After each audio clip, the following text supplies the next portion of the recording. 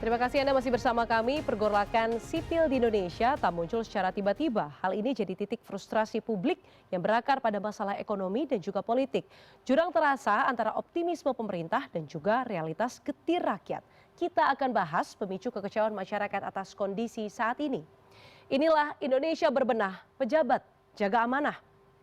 Kita akan lihat pemicunya ini adalah soal optimisme dan juga realitas. Kita lihat bagaimana data BPS menunjukkan ya secara makro data ekonomi memang tampak stabil begitu ya. Data BPS menunjukkan kurang lebih ini 5,12% kenaikannya. Tapi PHK ini melonjak sampai dengan lebih dari 42.000.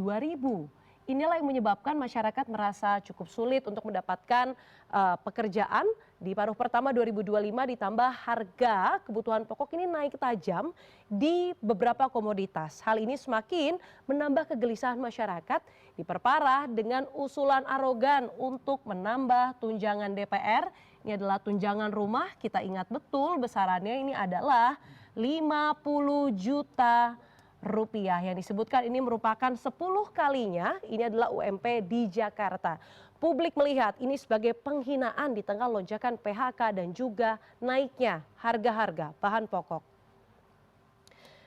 Hal ini ditambah lagi melihat adanya pernyataan-pernyataan nirempati daripada anggota dewan. Kita tadi sudah membahas ya soal bagaimana kenaikan ataupun usulan kenaikan tunjangan rumah senilai 50 juta rupiah. Nah ini ditanggapi secara nirempati oleh sejumlah anggota DPR.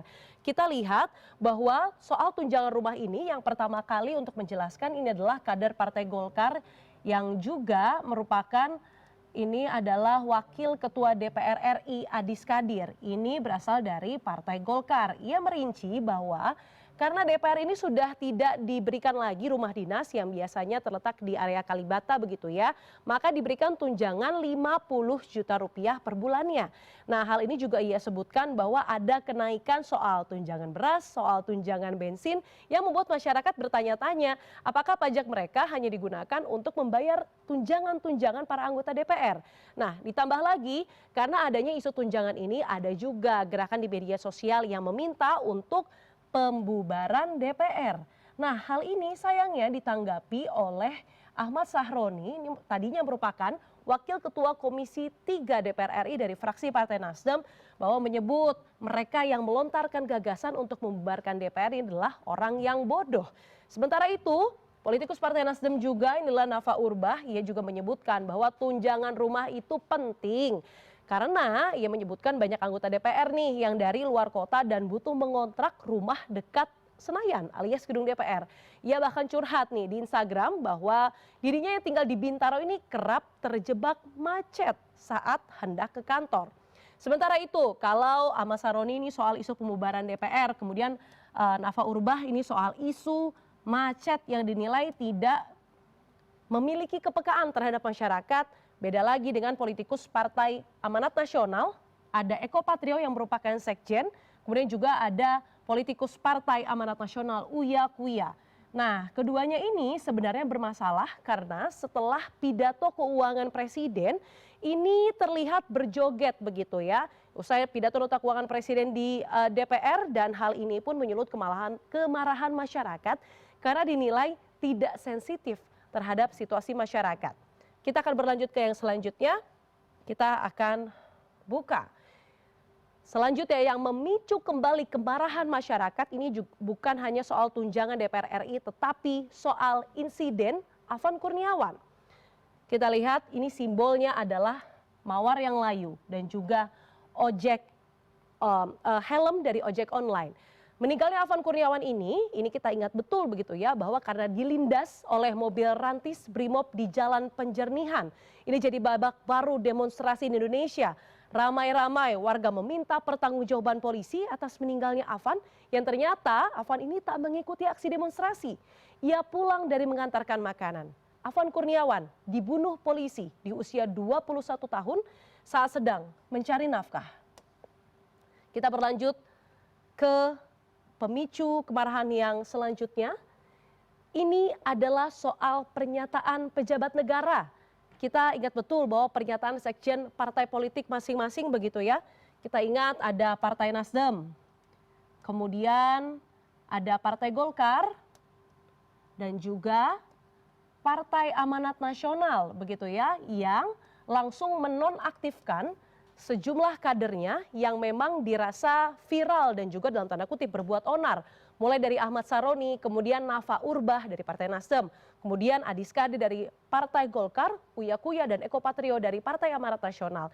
Yang terbaru, Nasdem kini tidak hanya menonaktifkan Nafa Urbah dan juga Ahmad Saroni, tetapi juga menghentikan tunjangan dan juga gaji kepada Ahmad Saroni dan juga Nafa Urbah.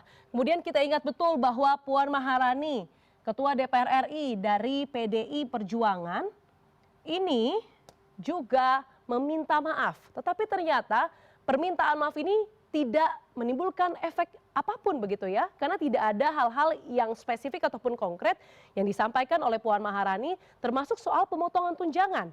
Kemudian kita juga beralih ke pernyataan Presiden Prabowo Subianto yang memang mengucapkan bela sungkawa atas meninggalnya Afan, namun pernyataan ini dirasa belum mampu menjawab tuntutan rakyat karena belum ada rincian seperti apa sih besaran potongan tunjangan DPR yang diefisiensikan atau mungkin tindakan tegas kepada aparat yang berlaku represif.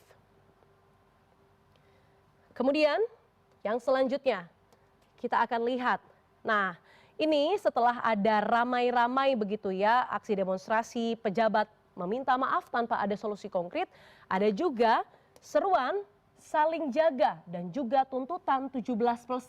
Itulah yang tadi kita bahas begitu ya secara detail apa saja, kemudian bagaimana prosesnya, apakah itu mewakili dari kelompok agama, kelompok mahasiswa.